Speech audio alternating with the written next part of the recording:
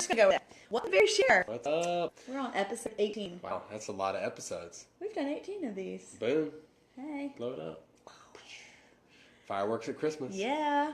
So well, we're excited about just the holidays has been good. I hope been good. for you guys the holidays has been good, and we as you know, we have a lot of kids. Yeah. So how many kids do you guys have? Maybe just like write down how many kids and their ages in a comment, just so we can just see what we're dealing with. Because I know our dynamic, we've got 4 kids, and they are 9, 7, 4, and 2. And they're all girls. So let's see who else. There's Julie. Hey, Julie. What you guys are dealing with? How many kiddos? That's right, Tyron. Y'all got 4. Little Brady Brunch action. Yeah. How old are yours, Tyron? 4 girls. Taylor, Oliver. Oh man. Wow. Oh my gosh. We're with you. Hey. We are with you. So. I'll just say this. Yeah. A 9-year-old, a 7-year-old, almost 5, and almost 3. Mm-hmm. Expectations are high this Christmas. No. And here's the thing. So Taylor's are about close to ours. 3 to 7 months. About Tyron. Okay, yeah. So ours, we've sent ours to school. Boom. So they're getting connected to other kids who have their own expectations and their own thoughts about what Christmas should be, and so it's just been this interesting dynamic of especially having our 2 older kids coming home and talking about what such and such said Christmas is and what they're doing for Christmas and why don't we do this. Give me an example.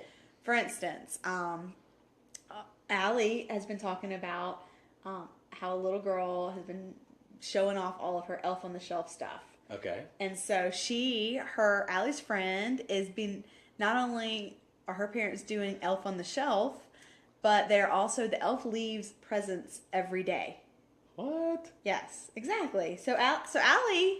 What's up, Angela? Hey, Angela. Welcome. So Allie is like, why doesn't ours leave presents? Like, and first of all, ours aren't elves; they're Christmas monkeys, and we'll tell you that whole story. We'll tell you the story another time, but it's basically we try to make like a Jesus spin on it, and it's fun. But I forget to move the stupid monkeys all the time. And this morning, the girls woke up, and the monkeys still had the headlamps on that they had on yesterday, and the girls were like, "What happened to the monkeys?" I was like, "I don't know." They must be sleeping. But anyway, lazy. So the girls are like wondering why don't they get presents every day leading up to Christmas? And I'm like, because I'm not crazy. Like, I can't do all that. Yeah. So those are expectations that our kids are starting to gravitate toward, and it's our job as parents to really help set proper expectations so that they don't get disappointed, because when we have expectations that are unrealistic, then we tend to, have a lot more disappointment in our lives. Yeah. Here's maybe a way to say it is, unrealistic expectations are the breeding ground for disappointment. Yeah. And so you really have to, I think it's really a big part of our job as parents to help temper those expectations. Yeah. And not just to say, hey, don't expect for us to have what the neighbors have, but to actually tell them why, and that the why is not necessarily tied to the fact that the neighbor may have a bigger bank account than you. Right. And for them to think, oh, well, I'm poorer than the kid next door or the person at school. We're just trying to keep up with the Joneses. Yeah. But, which may be true, but there's a deeper why that we want to get to, and that we really have an opportunity to emphasize during this season, and that's to teach our kids generosity, to teach our kids sharing, to teach our kids simplicity, and that sometimes in life, as we've said multiple times on some of these Bear Share episodes, that less is more. Right. And sometimes the key to happiness is less. Right. I mean, how many times, come on parents out there, how many times have y'all, if y'all are wondering why my palms are so red, it's because, yeah, our 2-year-old drew all over herself earlier today, and yeah, I was definitely cleaning that off about an hour ago. So anyway, I didn't kill anybody, I promise. But how many times have you noticed last year's Christmas presents are in this year's Goodwill bag? Right. Yeah, that's so tough. And you're like, I just need to get rid of this crap. Because they're not playing with it. Yeah, why? Because I'm cleaning it up 45,000 times a week, but it's not being played with. It's just being discarded to the next thing. And why is it not being played with? Mm-hmm. Because we have so much. We do. And at some point, I think we have to ask ourselves, are we in control here? I mean, like, who's really establishing our Christmas budget? Is it you? Is it me? Or is it the commercials?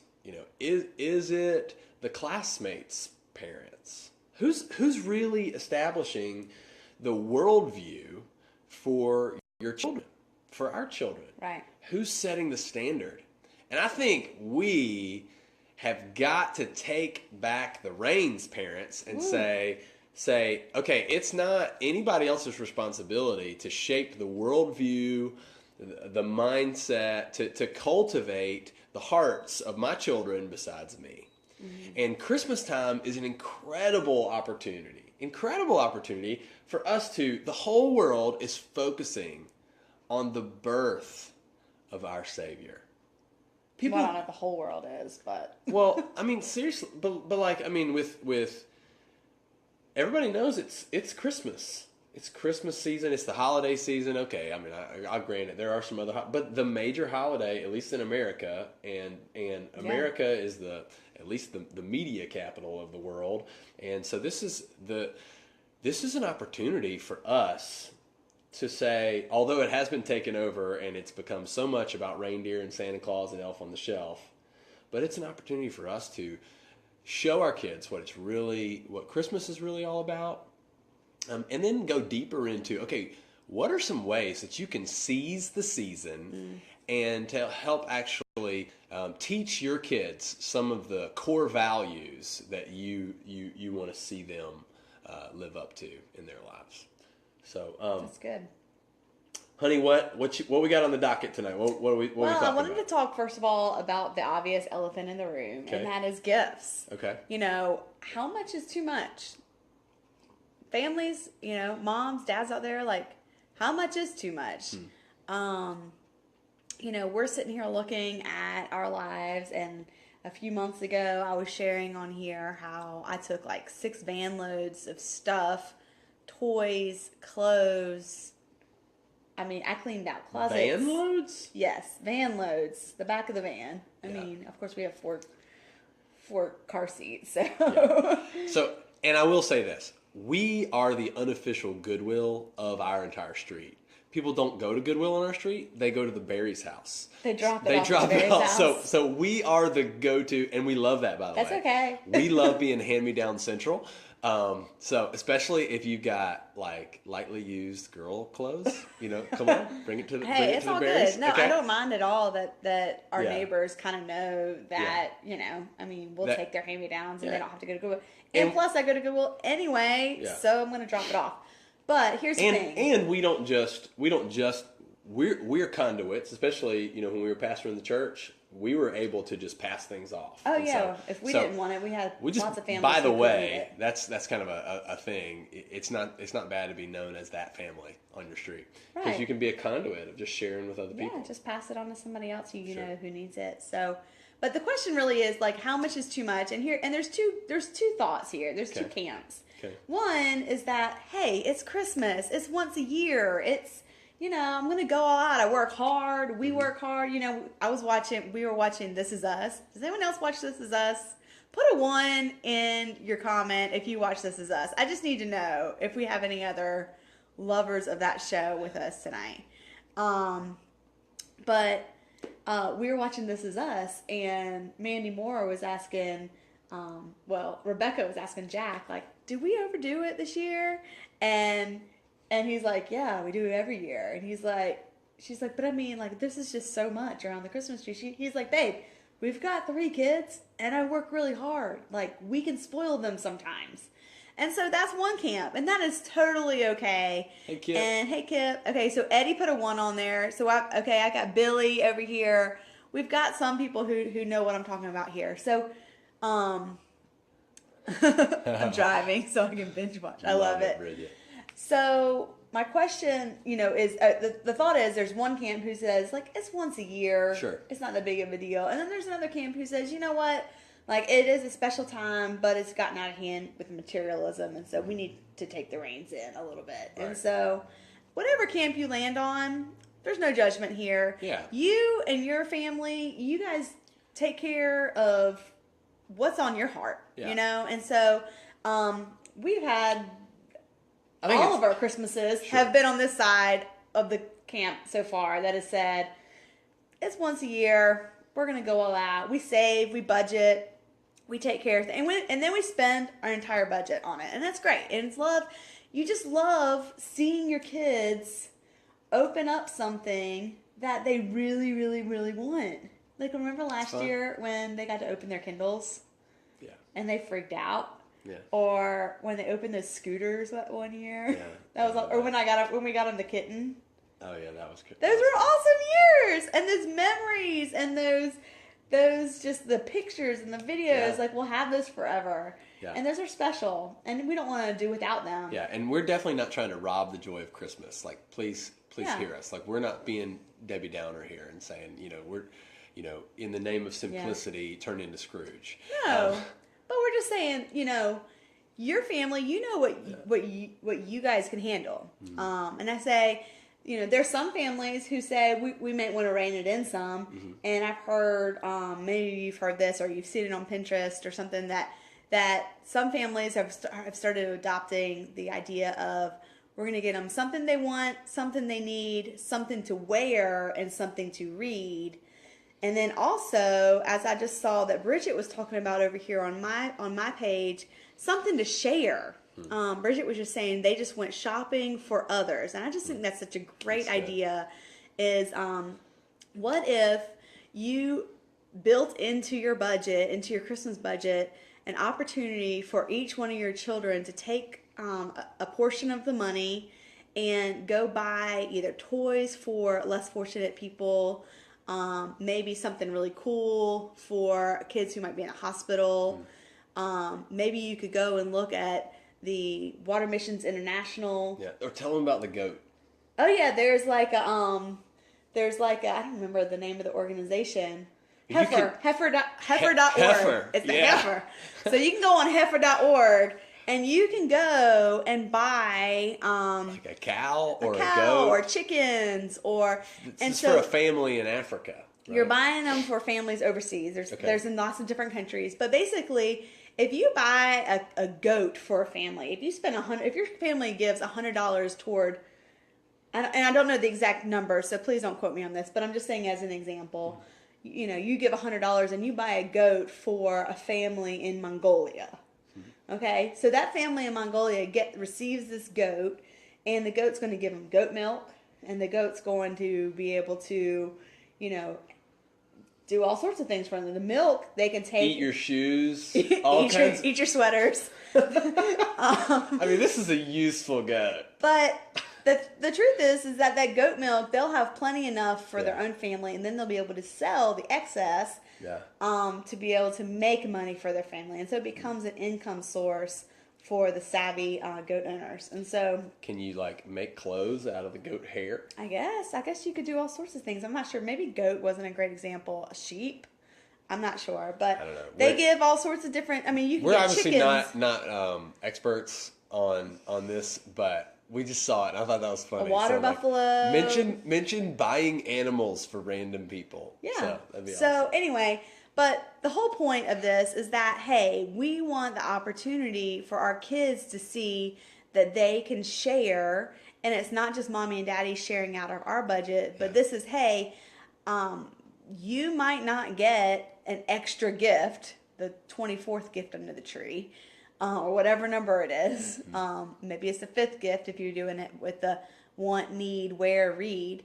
The 5th gift would be, hey, we're going to take that money and you get to have the choice on how you'd like to bless somebody else. And what a great opportunity I think that is. And I mean, I'll admit we haven't done that yet, obviously, because we don't even know the exact we don't know if we're specifications. buying a goat or a water buffalo or what. But we're going to do something. And so that's just, a great thing. And so when you think about like how much is too much, I think one of the things that we really as Americans have got to get a grip on is debt. Did you know 1/3 of the population of the United States is going to go into debt this Christmas? Like they're going to spend more than they're physically able to pay back within the first month. And so they're going to put it on credit cards. And so that $27 sweater that you got on sale is going to end up becoming a $35 sweater when you have to pay for the interest that you don't pay for it. And so, our kids, they do not need so much that we're going to go into debt in order to be able to give it to them. And I think that we just have a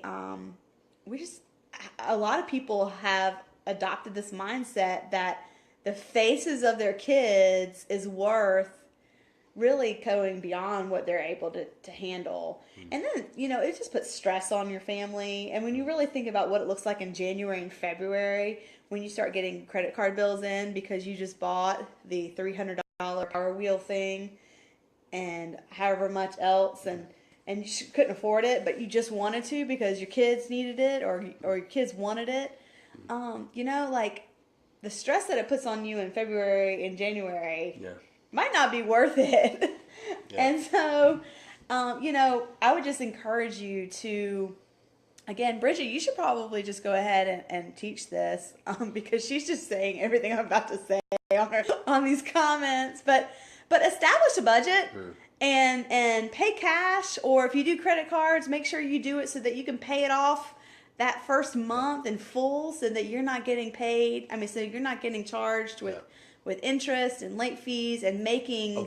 Can I just go ahead and give like a little bit of a budget thing? Sure. So, and this is, Dave Ramsey would probably be really mad at me for this, okay? So this is like, once you get the skill sets of like being able to where you can manage, to where you can say no. Okay, you don't have like this addiction to credit cards to where you just can't control yourself, okay? If you can do the envelope system for a while and just limit your spending, then the next year, you can do something that Dave Ramsey probably would say is a bad idea. But John Barry, who's my father, who's a financial planner, taught me this. And it was this: get a rewards credit card and pay it off. You have to be disciplined, and you pay it off at the end of the month, every month. And if you will do that, then every dollar that you purchase using the rewards credit card, you actually earn some money back. And so there were actually a couple of years. Do you remember this? Mm-hmm. Where I was the sole breadwinner, and I worked like a tier or two down on this church staff, and we just didn't have money to spend on Christmas. And so what we did for Christmas, this is how we did our entire Christmas budget, is we cashed in our rewards points on our credit card, and it was to the tune of it was over $500. Yeah. Of free money that the credit card company just gave us. Because we just used their credit card. I know that's so random, but that's so random, but it's good. Sorry. Hey, as a disclaimer, we're not telling you what to do with your credit cards, and so if you mess it up, don't come after us. Yeah, don't but if you us, need more please. information and would like more information, you can connect with Brandon, and he'd be happy to show you the ropes. All right, sorry about on how to do that. But thank you so much for all that. But what are we sat our kids down this Christmas season, and we just sat the girls down and we said, hey, we want to make Christmas awesome. We want to make Christmas is already awesome. We want to make great memories with y'all. We want to experience the season to its fullest. And so we asked them kind of like, what are some things that y'all want to do? I want my desire in asking those questions was I wanted them to take their focus off of what they wanted to get and more of like what they wanted their memories to become.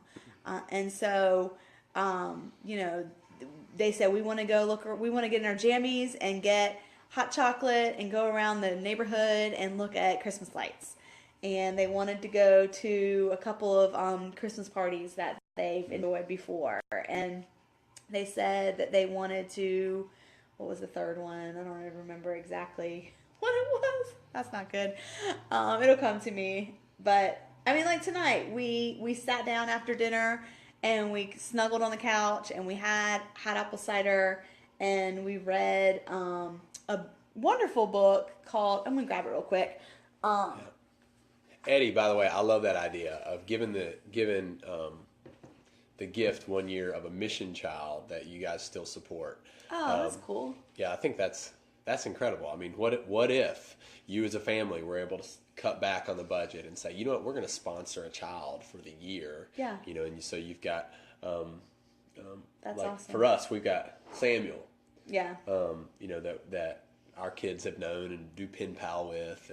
And so that's a huge thing. Yeah. I think to teach our kids, you know, that there is a much bigger world out there and that not everybody has what we have. So show them the book, honey. Yeah, this is the book. It's called Cosmic Christmas by Max Lucado. And it's a quick read. We didn't get through a whole lot of it because we have an almost 3-year-old and she interrupted me approximately 47.6 times in the first page. But anyway, we just, after we finally got her kind of off doing Upstairs something quietly. With a Kindle. Here, play Subway Surf so we can do this. But after True we got her, confessions. yeah, okay, we totally did. But I really wanted to read it. The girls wanted to read it. Yeah. And it's a story, it's just a fiction story about how God broke through So shocked. the cosmos Yeah. in a spiritual battle to get the seed of Jesus to earth. And it's just a really, really cool way that he depicts it. So that was just one of the things that we wanted to do as a family. And so, you know, as we're thinking about Christmas, let's remember again and again that it's not so much how many gifts they're opening, and it's not so much even what's inside the gifts that counts. It's the memories that we're making, and it's the ability that we have to be present with our kids. And so if we're able to be present even more than we're able to give presents, that's totally okay. That's good. You know, like you are your kid's best present. And I'll just say that again. Moms, dads, your full attention, you being able to shine your face onto your face, to give your absolute full undivided attention, to put the phone down, to put the computer down, to say no to a couple of extra curricular parties, things that you might not have to go to, just to spend more time snuggling, just to spend more time really face to face with your kids. That is the absolute best gift that you can give your kids. And those are the memories that they're going to remember. Those are the things. They're going to remember how much they felt loved by you more than they're going to remember what they got under the Christmas tree. That's true. And I mean, you think about all of your memories as kids growing up, and the things that I remember most are the times that I was with my parents. And my parents, they worked all the time. I mean, they both had full-time jobs. My dad worked out of town a lot when I was growing up. But Christmas, he was home, you know, and Christmas, my mom was home. And it was like, we went and did stuff together. We spent time together. And that was like the most important thing to me, you know, all growing up. And yes, I remember there was a couple of gifts that were really special, but the majority of them were really, truly forgotten, unfortunately. But the feeling that I had of being a part of a family, and you know, not every family has that opportunity. So I'm just excited about making these, but setting our kids expectations to know that it's not so much about what they get.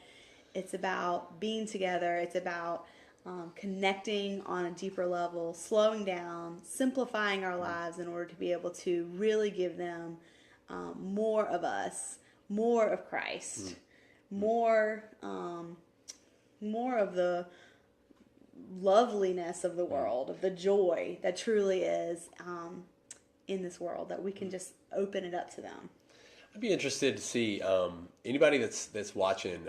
Maybe if we can share some ideas of what are some ways that maybe some traditions, or maybe something that the way that you connect with your kids, and that that they receive and experience love from you.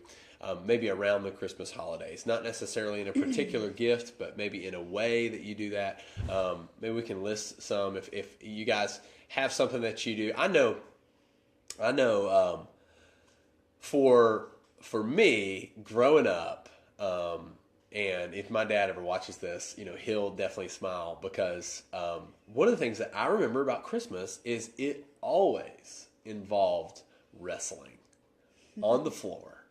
And it was like I think I enjoyed wrestling with the and for us, growing up, it was a bunch of Barry boys, and so now that's comical because it's all Barry girls now. But it was just, 8 of us in my grandmother's. We would break stuff, that was just. But we would.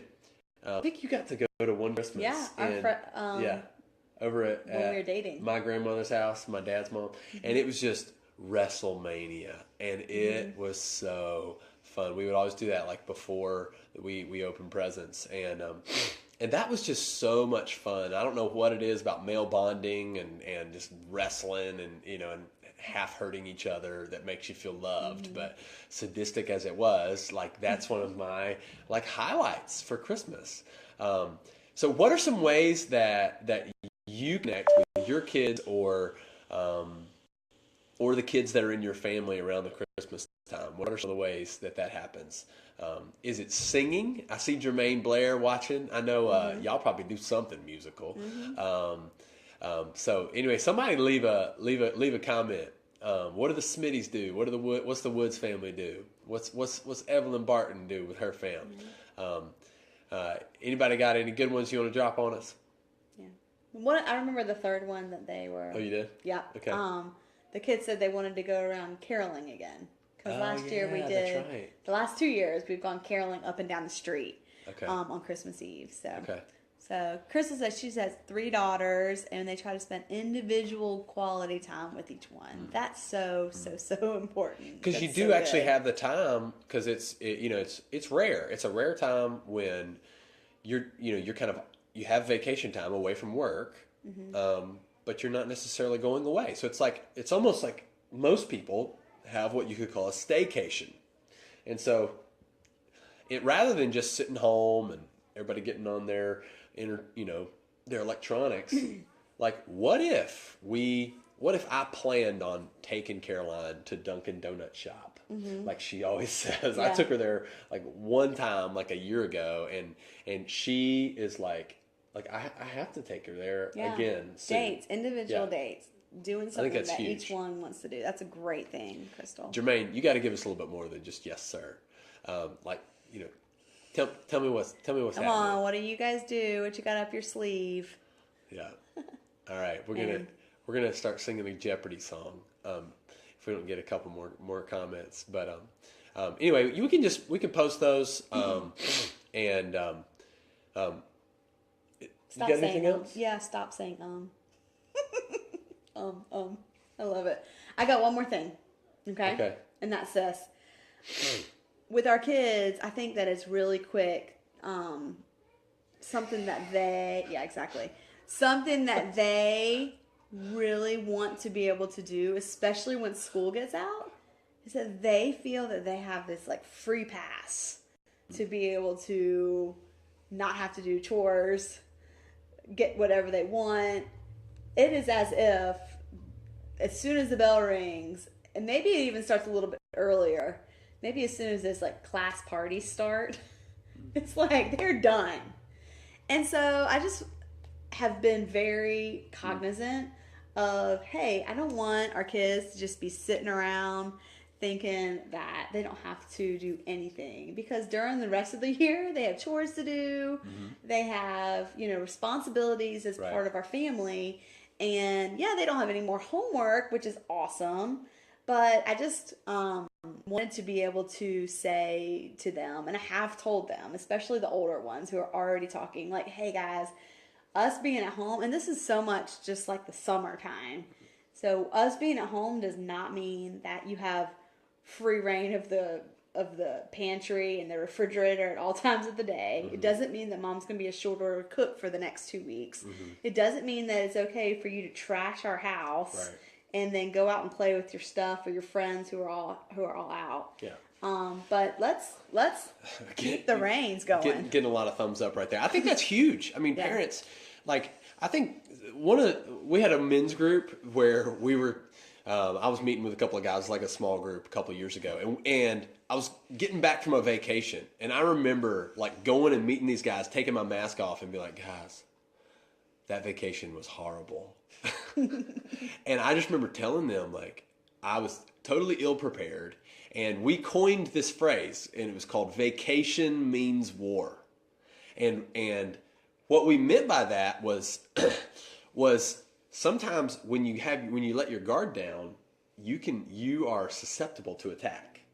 And so what we were doing as fathers, as husbands, was we were saying, hey, we need to prepare ourselves, and so expect the fact that our kids are going to try to test the boundaries. They're trying to see what they can get away with. And so parents, we have the authority. God's given it to us, and we need to remind our kids of the standards, and that just because it's Christmas vacation doesn't mean that the standards don't apply.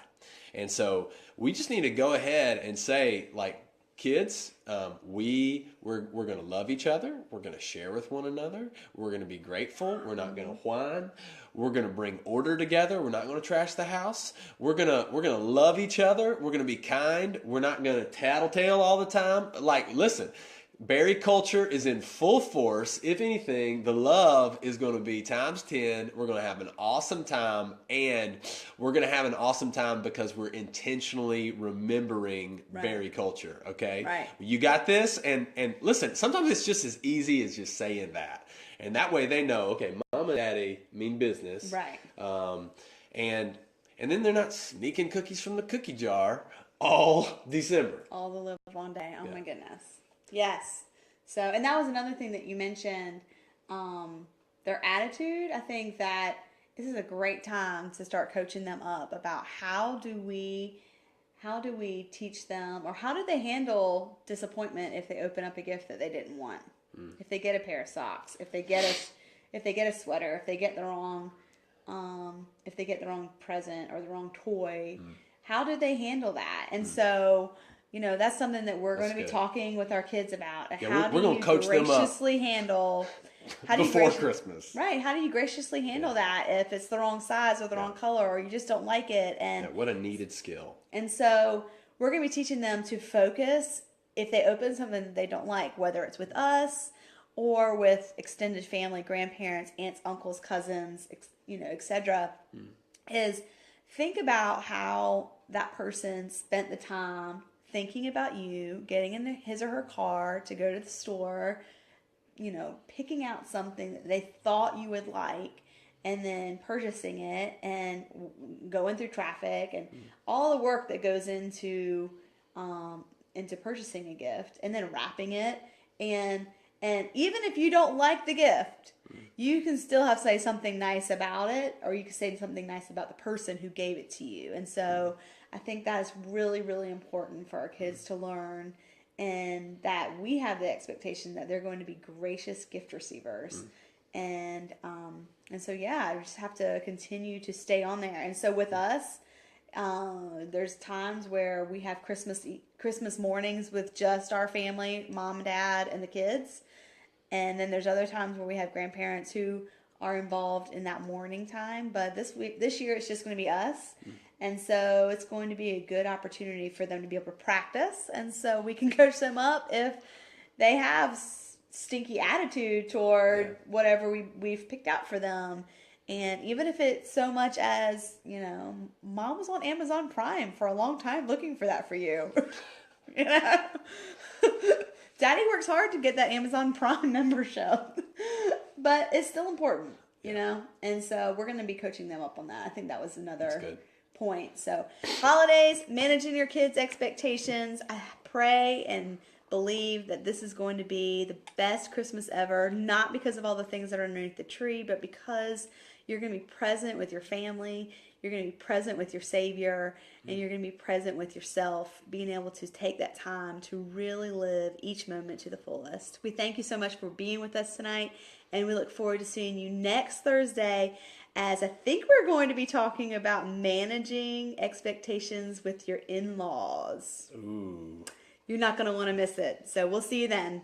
Take care. All right. Peace out.